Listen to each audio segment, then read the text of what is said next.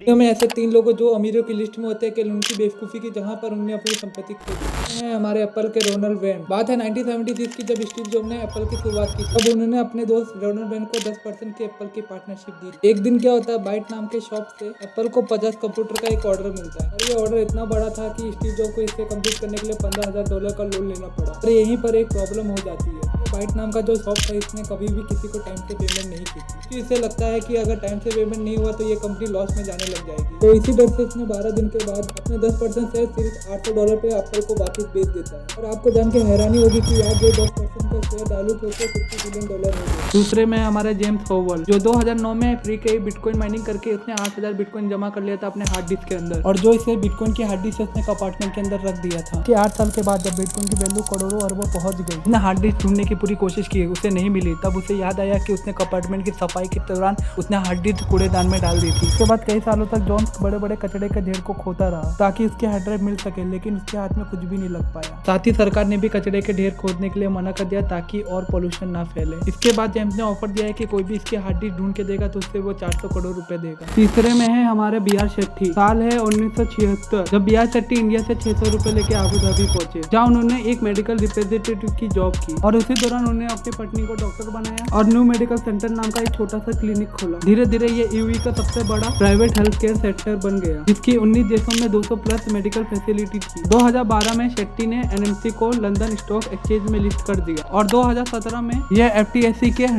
Index में शामिल हो गया। उस वक्त कंपनी की वैल्यू $11 बिलियन थी। इस दौरान शेट्टी ने बुर्ज खलीफा में 2 फ्लोर के घर खरीदे और उसी के साथ उनके पास $2 बिलियन कैश, प्राइवेट जेट और लग्जरी कार भी थी। इवन मोर, इसके पास 1 नहीं 2 नहीं 4 बिलियन की कंपनी थी। इसी तरह शेट्टी ने एनएमसी को ग्लोबल जायंट बनाने के लिए तरह तरह के लोन लेने लग गए, जिसके लिए यूएई, सऊदी अरेबिया और यूरोप से दे धनाधन हेल्थ केयर और फार्मा कंपनी एक्वायर कर रहे थे बहुत बड़ा लोन उठाकर। पर दिसंबर 2019 में डी वाटर रिसर्च नाम की एक फर्म ने एनएमसी अपने फाइनेंशियल रिकॉर्ड के साथ हेर फेर कर रहा है। रिसर्च में पता चला कि कंपनी ने $4 बिलियन से ज्यादा कर्ज लिया है और डबल अकाउंटिंग जैसे गलत तरीके अपनाए, जिस वजह से लंदन स्टॉक एक्सचेंज में एनएमसी के शेयर 67% गिर गए। और ये देखते ही लंदन स्टॉक एक्सचेंज ने कंपनी को बाहर कर दिया और 80,000 करोड़ की वैल्यूएशन सीधा गिर के 12,000 करोड़ पे आ गए। और इतने बड़े डेब्ट के चलते कोई इन्वेस्टर हाथ लगाने को रेडी नहीं था। तो फाइनली 12,000 करोड़ की कंपनी 75 रुपए में बेचना पड़ा।